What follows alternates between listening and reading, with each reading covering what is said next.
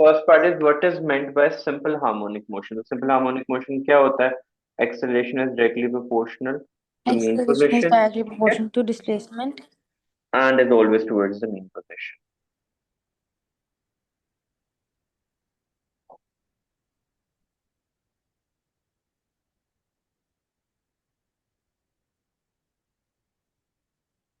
Next is, उसमें हमें graph दिया हुआ है। ऑलवेज रिमेंबर, जब भी वेलोसिटी और डिस्प्लेसमेंट के दरम्यान ग्राफ बनेगा, सर्कुलर ग्राफ बनेगा, तो उसकी लॉजिक याद रखना हमेशा। I was going to determine the amplitude in centimeter of the oscillation। So amplitude हमारे पास कितना है? यहाँ से हमारे पास आ रहा है Um, 9.5, एंड हमारे पास आ रहा है 3.5, 9.5 माइनस 3.5 करेंगे, बिकॉज जीरो डिवाइड से बाय स्टार्ट टू। नहीं हो रहा, और उसको डिवाइड बाय 2 कर देंगे, तो 3 आ रहा है आंसर। तो 9.5 माइनस 3.5 डिवाइडेड बाय टू, क्या आंसर आ रहा है? 3। 3 सेंटीमीटर। नेक्स्ट में हमें क्या फाइंड V आउट इज करते इक्वल हैं? टू ओमेगा एक्स एम्पलीट्यूड हाँ, लगा देंगे हम। Omega, omega is equal to V over, हाँ, omega is equal to V over X आ जाएगा। 9.5 डिवाइड बाय 3 इज और 3 3.2। 2, नेक्स्ट में टाइम पीरियड प्राइस फाइंड करना ओमेगा है। Is equal time to period 2 pi, 2 pi omega by is equal to 2 pi over omega. T. हाँ, this is equal to 2 pi over 3.2 is equal to 2 2 second. Pi over then 3.2। हमें graph draw करना है according to the section. तो हमारे पास क्या shape बनेगी इसमें? वी वर्सेस टी का बनाना है ना? हाँ जी, V वर्सेस नहीं, H वर्सेस T का। तो 95, यहाँ से 3.5 कहाँ बनेगा? 0, 2, 3.5, देखो ये बन रहा है। नहीं, इससे एक पॉइंट नीचे बना,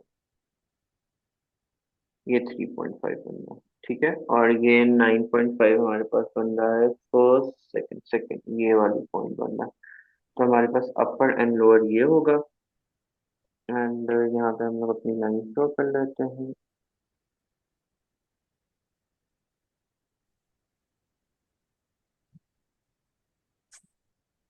फिर हमने इसके दरम्यान में साइनसोइडल ग्राफ बना देना है। हमारे पास जो है टाइम कितना है? 2 ना, तो 2 में एक वेव हमें कंप्लीट करनी है।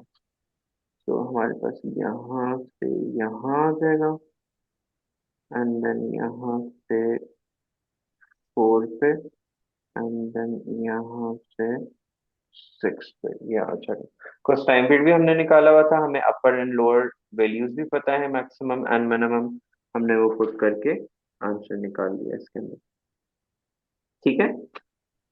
सो लेबलिंग में हम कर लेंगे ओके। कि मैक्सिमम हाइट कितनी है हमारे पास? 6.5 यहाँ से हो जाएगा। तो at t equals to 0, h हमारे पास क्या होगी? 3.5। मिडिल वैल्यू हमारे पास क्या बनेगी? 6.5। 9.5 माइनस 3.5 का डिवाइड करके हमने निकाला था 2, तो क्या बन रहा था हमारे पास? 3 बन रहा था ना। 3 3। प्लस 3.5 हाँ क्या जी, हो जाएगा? 6.5। सो 6.5 6.5। कहाँ पे आएगा?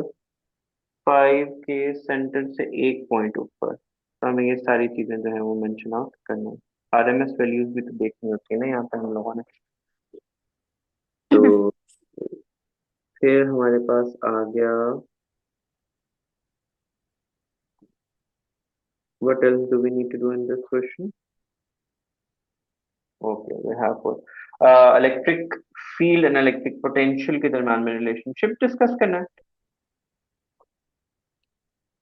नहीं, हमने उनका कंपैरिजन नहीं लिखना कि। State the relationship between electric field and electric potential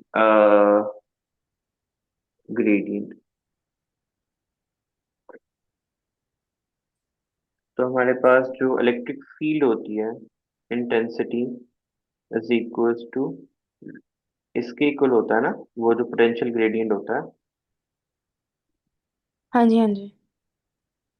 तो उसका हमने रिलेशनशिप बना देना कि इलेक्ट्रिक लेकिन माइनस साइन भी आता है ना? हाँ, वो लिखने लगा था, इलेक्ट्रिक फील्ड अच्छा। Is equal to negative of potential electric gradient. Gradient. इसका हमने डेरिवेशन भी पूरी की हुई थी। फिर उसने बोला है P is a point on the line joining the centers of the sphere. फिर उसने कहा हुआ है explain why it is not possible for the electric potential and resultant electric field to be simultaneously be zero at point। ठीक है, तो हम यहाँ पे लिख सकते हैं for E to be zero, electric potential को मैं EP लिख देता हूँ। To be zero, the charge must have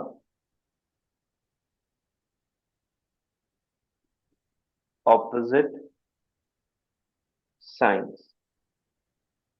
So the so that one potential is positive and the other one is negative। तो वो कैन पॉजिटिव नेगेटिव क्या कर देंगे, एक दूसरे को कैंसिल आउट कर देंगे, क्योंकि नेगेटिव नेगेटिव साइन से वो कैंसिल आउट हो जाएंगे। पॉजिटिव नेगेटिव क्या होता है, कैंसिल आउट। कैंसिल आउट होता है। And the cancel out. Other to be negative, so they cancel out.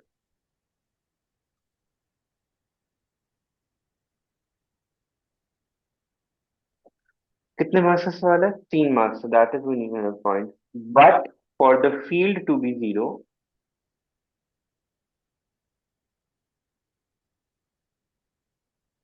field to be zero, they must have the same signs,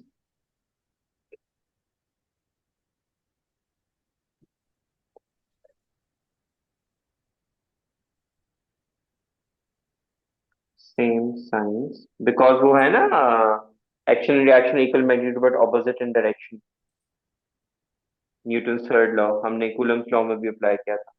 they must have the हाँ same जी। signs so that the field due to x and y are in opposite direction to cancel out। Theory questions में मुझे बुरे लगते हैं ना, बंदा numerically ज्यादा कर ले। मैं हमेशा फंसती थ्योरी में और ग्राफ्स में ही हूँ। अब उसने कहा है द मैग्नीट्यूड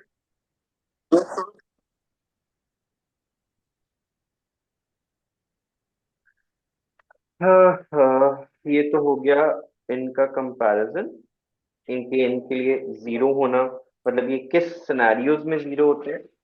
तो rest we are going to write it as के सिंस, मैं यहाँ पे लिख रहा हूँ, since the sign of charges can not simultaneously be opposite, मतलब एक ही चार्ज एक दफा पॉजिटिव एक दफा नेगेटिव हो, simultaneous be both the same sign and again positive, sorry again opposite, then it is not possible।